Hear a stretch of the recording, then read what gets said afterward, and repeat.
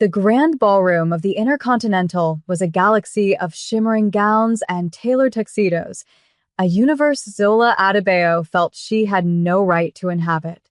She clutched the stem of her champagne flute, the cool glass a stark contrast to the nervous heat flushing her skin. Across the room, bathed in the soft glow of a crystal chandelier, he stood there. Marcus. Her ex. The architect of her most recent heartbreak, a man who had chiseled away at her confidence until she felt like a ruin. He was laughing, that easy, charming laugh that had once captivated her and now only served as a bitter reminder of her own naivety. He was with a new woman, a statuesque blonde draped in crimson, but his eyes, those sharp, calculating eyes, kept finding hers.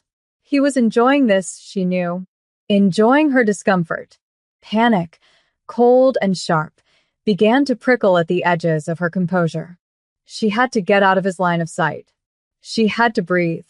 Turning abruptly, she scanned the periphery of the crowd, her gaze landing on a man standing alone near the velvet drapes of a floor-to-ceiling window.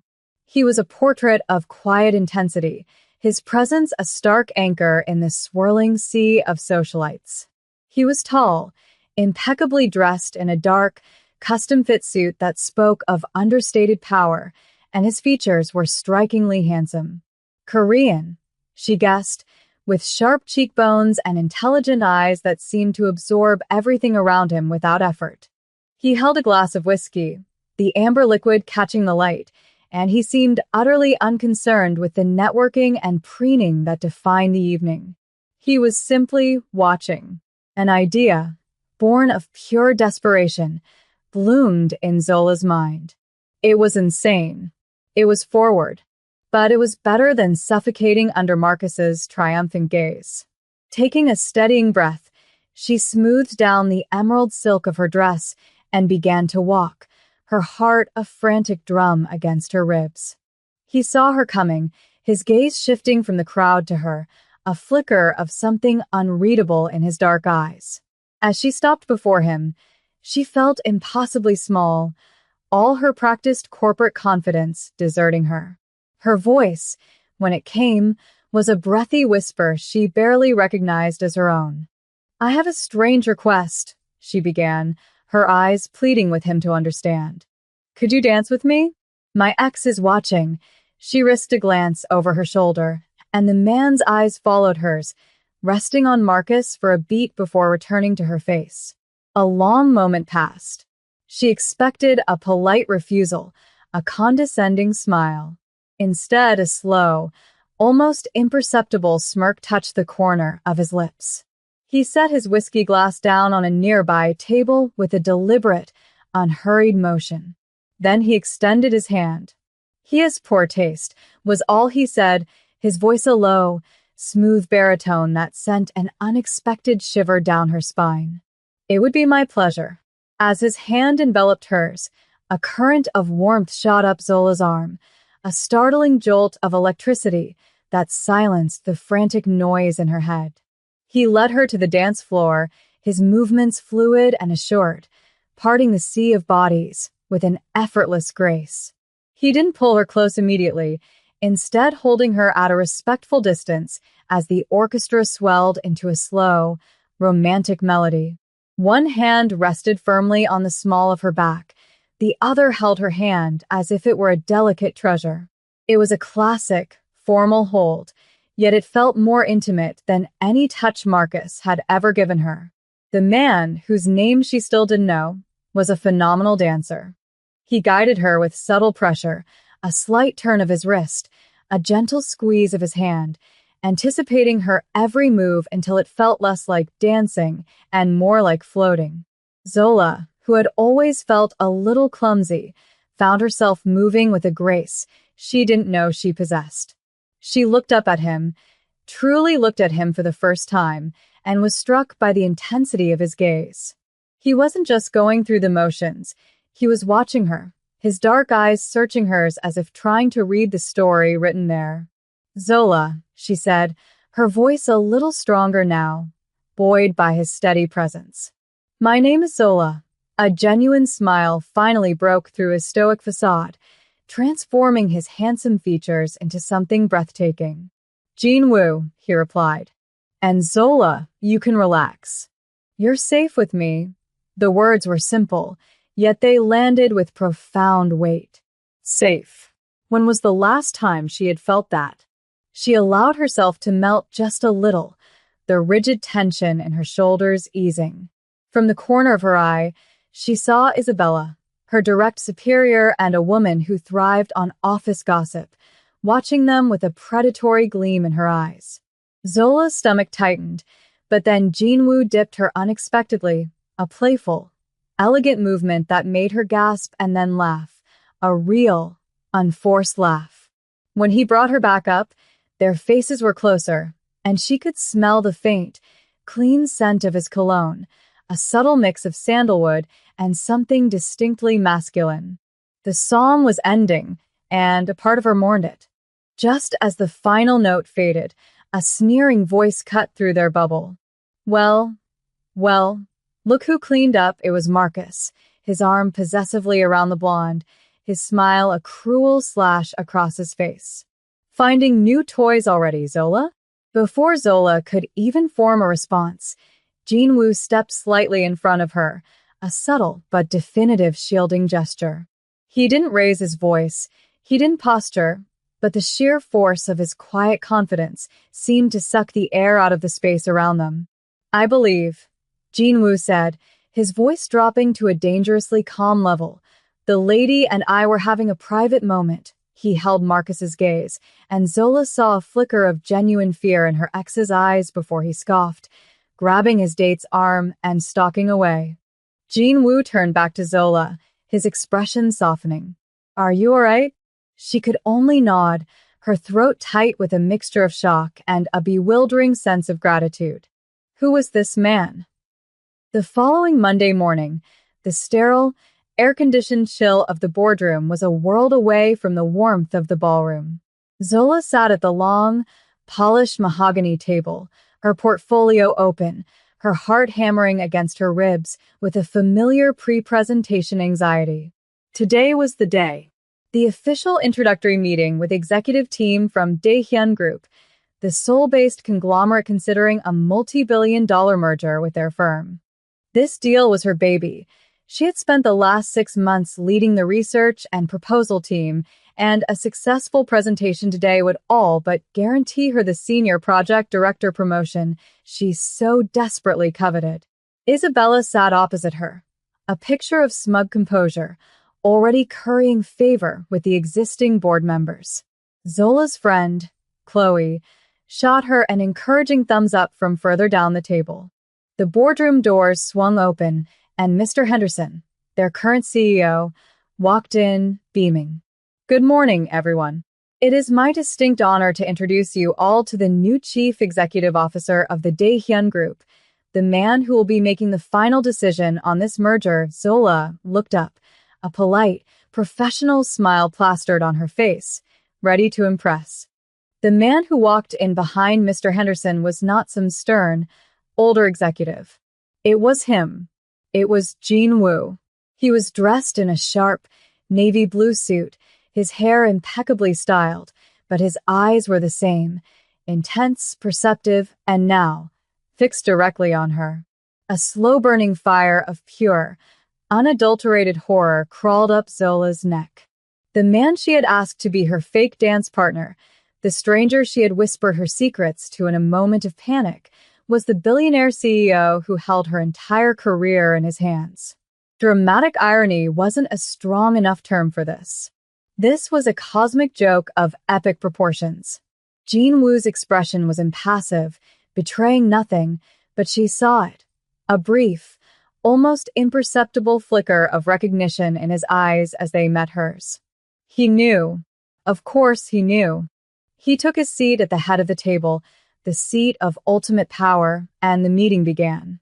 Zola felt like she was in a dream, her own voice sounding distant as she was introduced. When it was her turn to present, she walked to the podium on unsteady legs, her carefully prepared speech feeling like ash in her mouth. She could feel his eyes on her, and she risked a glance. He was leaning back in his chair, observing her with that same quiet intensity from the gala. But this wasn't a dance floor. This was a battlefield. Ms. Adebayo was our lead on this proposal. Isabella's voice dripped with saccharine sweetness as she interjected. She's very passionate. We all had quite the eventful weekend at the Intercontinental Gala, didn't we, Zola? The thinly veiled jab was a declaration of war. Zola's cheeks burned, but she met Isabella's venomous gaze with a steady one of her own before turning her attention back to the man at the head of the table. She had to salvage this. She took a deep breath, straightened her shoulders, and began to speak, her voice shaking only for a moment before it found its strength. She would not be defined by a desperate moment in a ballroom. She would be defined by her work. The week that followed was a masterclass in corporate sabotage, orchestrated by a bitterly jealous Isabella. The first blow landed on Wednesday. Zola was hours away from presenting the finalized Q3 financial projections for the merger, projections she had personally triple-checked, when she discovered the master file was corrupted. Not just corrupted, but wiped clean, replaced with a nonsensical string of characters. A cold dread washed over her. This wasn't a server glitch. This was deliberate. She spent the next 36 hours working around the clock with Chloe, painstakingly reconstructing the data from raw source files, fueled by black coffee and a burning sense of injustice. They made the deadline by a razor-thin margin, but Zola was exhausted, the shadows under her eyes telling a story of sleepless nights and mounting stress. Jean Wu had been in the presentation, his face an unreadable mask as she walked the board through the resurrected numbers. He asked sharp, incisive questions, giving no quarter, but his gaze seemed to linger on her, a silent inquiry into the strain she was obviously under. The second blow was more personal and far crueler. On Friday morning, an email announced the hiring of a new short-term consultant for the merger's marketing synergy division. The consultant was Marcus. Zola felt the blood drain from her face as she saw him striding through the office, shaking hands, oozing that familiar, insincere charm. He locked eyes with her across the open-plan workspace and gave her a slow, smug wink. It was Isabella's doing, of course. A strategic move designed to throw Zola completely off her game. Having Marcus here, in her professional sanctuary, was a violation. Every interaction was a minefield, every hallway conversation a potential ambush of passive-aggressive remarks and feigned concern.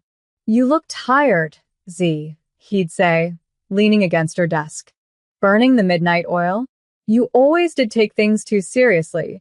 He was a constant, unnerving reminder of the gaslighting and emotional manipulation she had fought so hard to escape. Her self-doubt, a beast she thought she had slain, began to stir in its cage.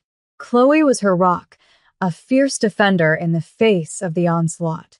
"She's a snake," Chloe muttered, glaring at Isabella's office. "And he's the venom she's using. Don't let them win, Zola." "You are 10 times the professional she is," Zola tried to heed her friend's words, focusing on her work with a ferocious intensity. She meticulously documented everything, saved files in multiple locations, and communicated through emails to create a paper trail. She would not be caught off guard again. Through it all, she was acutely aware of Jean Wu's presence. He was a quiet observer, always seeming to be there when things went wrong, a silent figure in the back of a tense meeting, a brief, shared glance in the elevator. He never intervened directly, yet Zola felt his scrutiny not as a threat, but as a test. It was as if he was watching, waiting to see if she would break. And Zola was determined not to. The breakthrough came late one Thursday night. Zola was alone in the office, long after even the most dedicated workaholics had gone home, sifting through server logs with a gnawing suspicion she couldn't shake. The official IT report had blamed the corrupted file on a transient power surge, a convenient, catch-all explanation that felt too neat. She wasn't a cybersecurity expert, but she was meticulous. She cross-referenced the server access times with the building's security fob records. And there it was. A single login to the finance server at 2:17 a.m. on the night of the corruption. The login credentials belonged to a junior analyst in Isabella's department, a young man who was notoriously terrified of his boss. But the security records showed that the analyst's fob hadn't been used to enter the building after 6 p.m. that day. However, another fob had accessed their floor at 2:12 a.m. and left at 2:20 a.m. Isabella's fob. It wasn't definitive proof. Isabella could argue she was working late and the analyst had left his computer logged in, but it was a thread. A very strong thread. The next morning, the tension between Zola and Isabella was a palpable, living thing in the office. Isabella watched her with narrowed, suspicious eyes, as if she could sense that Zola was onto her. The final piece of the puzzle fell into her lap that afternoon, in the form of an interoffice mail envelope with no return address. Inside was a flash drive. Chloe stood guard as Zola plugged it into her laptop. It contained a single audio file. She clicked play, and the tinny, secretly recorded voice of Isabella filled the silence. "He's just a pawn, Marcus. Do what I tell you. Rattle her cage. Make her look unstable. When I get the promotion after this merger, I'll make sure you're well compensated for your consulting services." The conspiracy was no longer a suspicion. It was a recorded fact. Later that day, Zola received a calendar invitation. Project update. The subject line read. The meeting was with Jean Woo, in his office. Alone. Her heart leaped into her throat. She walked into his penthouse office, a sprawling space with a panoramic view of the city skyline, feeling a mix of dread and a strange, electric anticipation. He was standing by the window, much like he had been at the gala, a lone figure of power against the glittering backdrop. "Ms. Adebayo." "Zola," he said, turning to face her. His formal demeanor was gone, replaced by something more personal, more direct. "Tell me what's really going on." It wasn't an accusation. It was an invitation, a test of her courage. She looked at this powerful, enigmatic man, the man who had held her on the dance floor and now held her future in his hands. She had the flash drive in her purse, a weapon that could either save her career or detonate it completely. She took a breath. "It's complicated," she began, her voice steady. He took a step closer, the space between them shrinking, charged with unspoken history. "I'm not afraid of complicated," Jean Woo said, his voice low and resonant. "I value the truth. Show me." It was in that moment she knew. He wasn't just another corporate suit. He was an ally. And the game had just changed. With the flash drive and her purse feeling as heavy as a handgun, Zola took a deliberate step into the vast, minimalist office. The city lights glittered below like a fallen constellation, a silent audience to the defining moment of her career. She met Jean Woo's gaze, a dark, steady anchor in the swirling sea of her anxiety. This was a gamble, a leap of faith based on a dance, a handful of shared glances, and a gut feeling that the man before her was different. He valued truth, he had said. She decided to give it to him, raw and unvarnished. She walked to the sleek, glass-topped desk that separated them and placed the small flash drive on its surface. It made a soft, definitive click in the quiet room. "Isabella has been sabotaging me since the merger was announced," Zola stated, her voice clear, devoid of the tremor she had feared. "She sees me as a threat to the promotion she believes is hers by right." She proceeded to lay it all out, a chronological account of the deceit. She explained the corrupted financial projections, the impossibility of a random glitch, and her discovery in the server and security logs, the digital footprints that pointed directly to Isabella's late-night visit. She then told him about Marcus, about his sudden, strategic appearance as a consultant, and the campaign of psychological harassment that followed. Jean Woo listened without interruption, his expression unchanging, but Zola could see a muscle tightening in his jaw. When she was finished, he picked up the flash drive, turning it over in his long, elegant fingers. "And this?" he asked, his voice a low rumble. "This," Zola said, her resolve hardening, "is a recording of Isabella telling Marcus to make me look unstable and promising to pay him off once she secures the promotion." Jin-woo stood motionless for a long moment, his gaze fixed on the drive. Then he looked up at her, and for the first time, she saw the ice in his eyes melt away, replaced by a searing heat. It wasn't pity. It was a cold, controlled fury. "In my world, Zola," he said, his voice dangerously soft, "loyalty is everything. Betrayal is dealt with." I knew something was wrong. The sheer number of coincidences and last-minute saves surrounding your work was statistically improbable. "I don't believe in luck. I believe in resilience." I was waiting to see how you would handle it. He walked around the desk, closing the distance between them until he was standing just a few feet away. "You have not disappointed me." A profound sense of relief washed over Zola, so potent it almost made her knees weak. He believed her. He had seen her struggle, and he had been waiting for her to fight back. "What do we do now?" she asked, her voice barely a whisper. He gave her a sharp, predatory smile that was both terrifying and thrilling. "Now," he said, "we let her build her own gallows. And then we hand her the rope." The plan was simple in its elegance and brutal in its execution. They would proceed as if Zola had never spoken to him, as if she were still struggling, isolated, and on the brink of failure. The final merger approval meeting was scheduled for the following Friday, and Jin-woo decreed that Isabella and Zola would give a joint presentation. "She will be expecting you to fail," Jin-woo explained during one of their clandestine late-night planning sessions in his deserted office.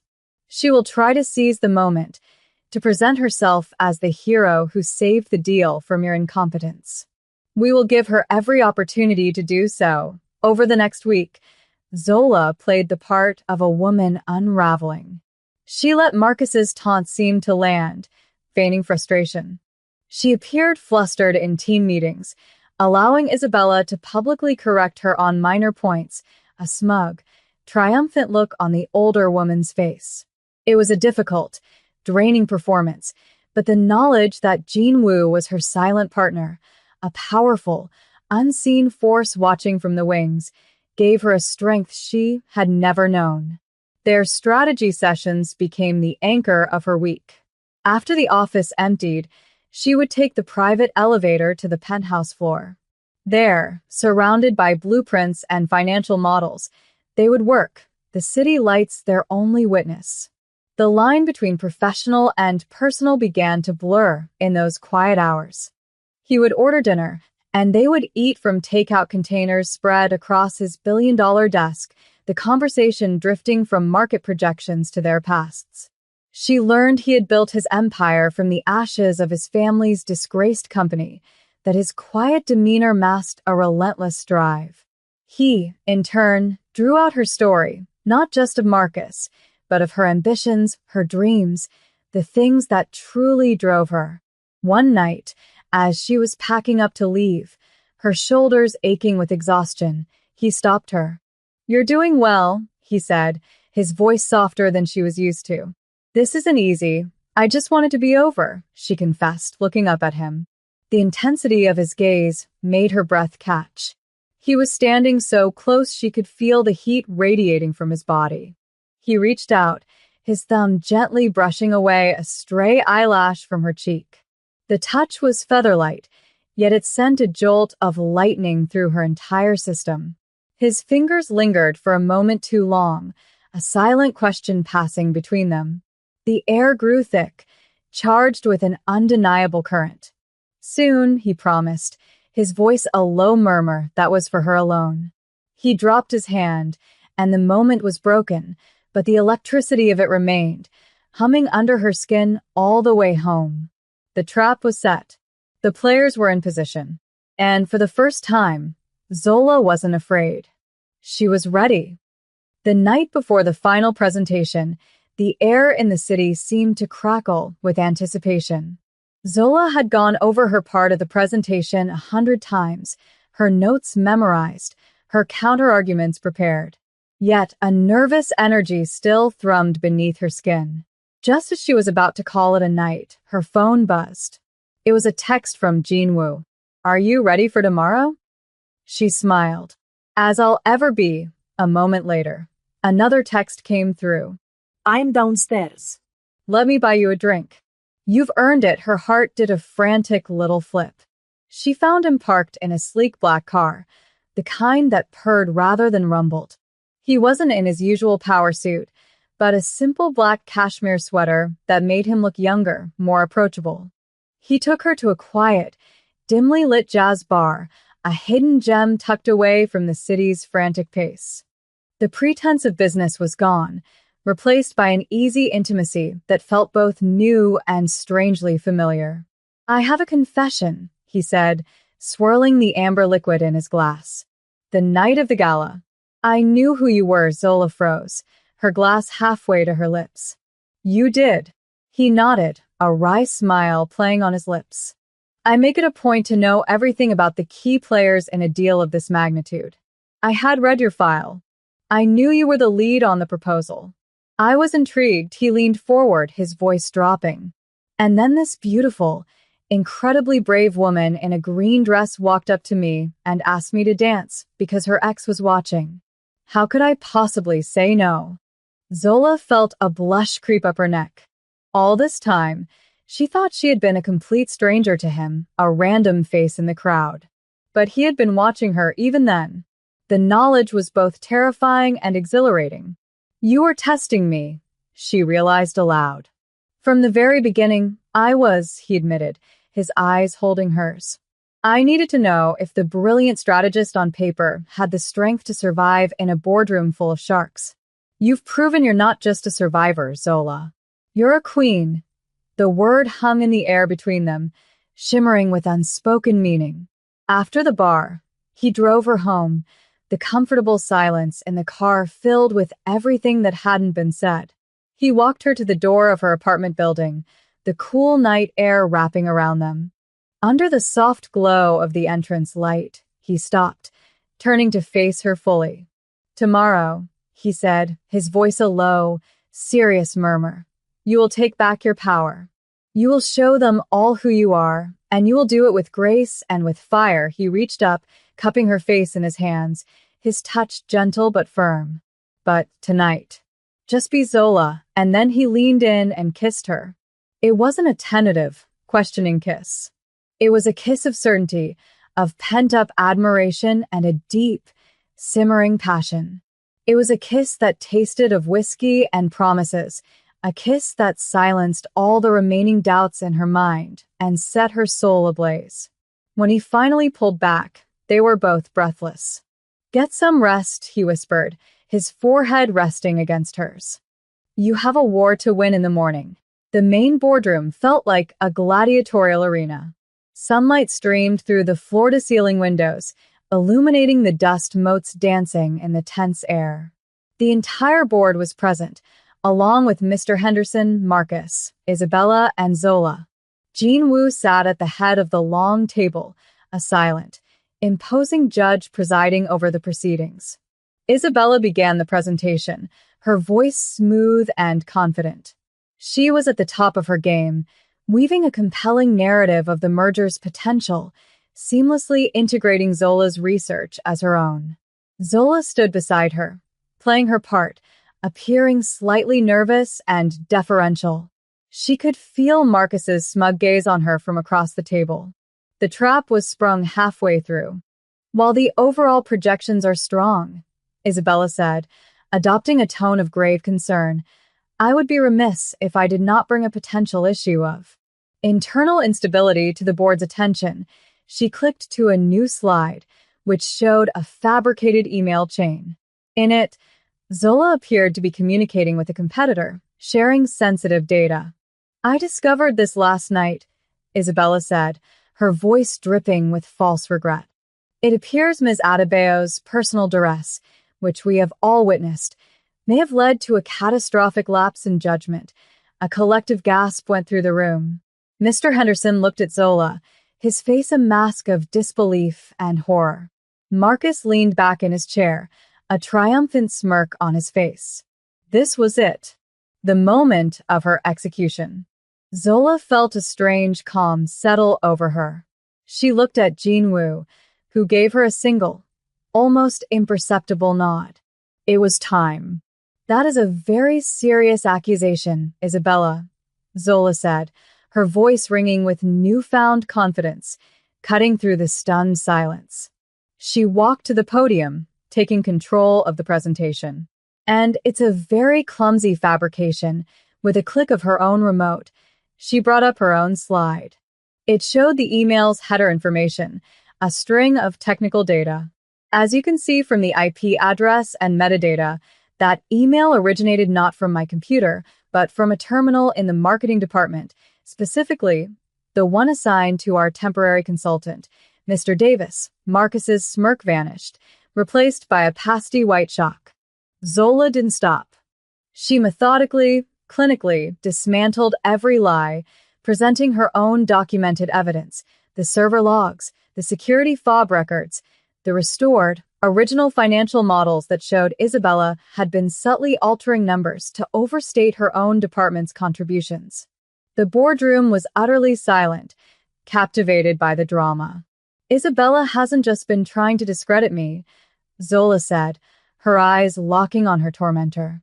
She has been actively sabotaging this merger for her own personal gain. For the final, killing blow, she looked directly at Jinwoo.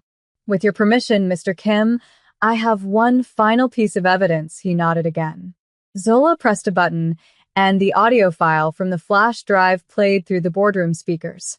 Isabella's voice, sharp and venomous, filled the room. He's just a pawn, Marcus. Rattle her cage. Make her look unstable. The sound of Isabella's treachery, raw and undeniable, was her undoing. Her face crumpled, the mask of professional composure shattering into a million pieces. Mr. Henderson shot to his feet, his face purple with rage. Security, he roared. The confrontation was over. The war was won.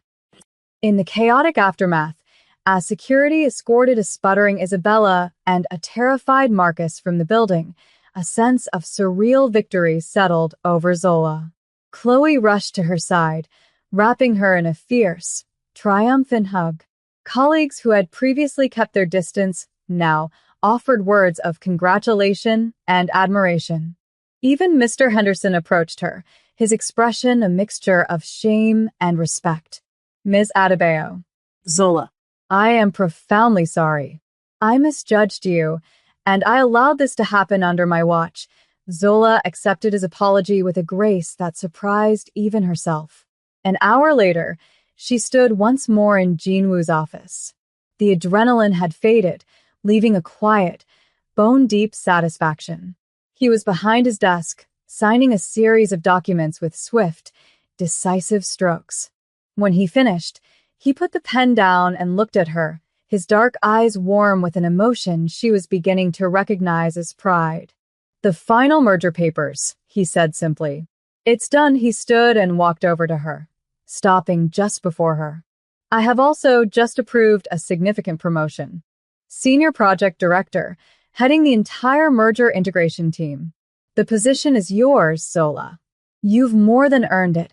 A tear of pure, unadulterated joy escaped her eye, and she quickly brushed it away.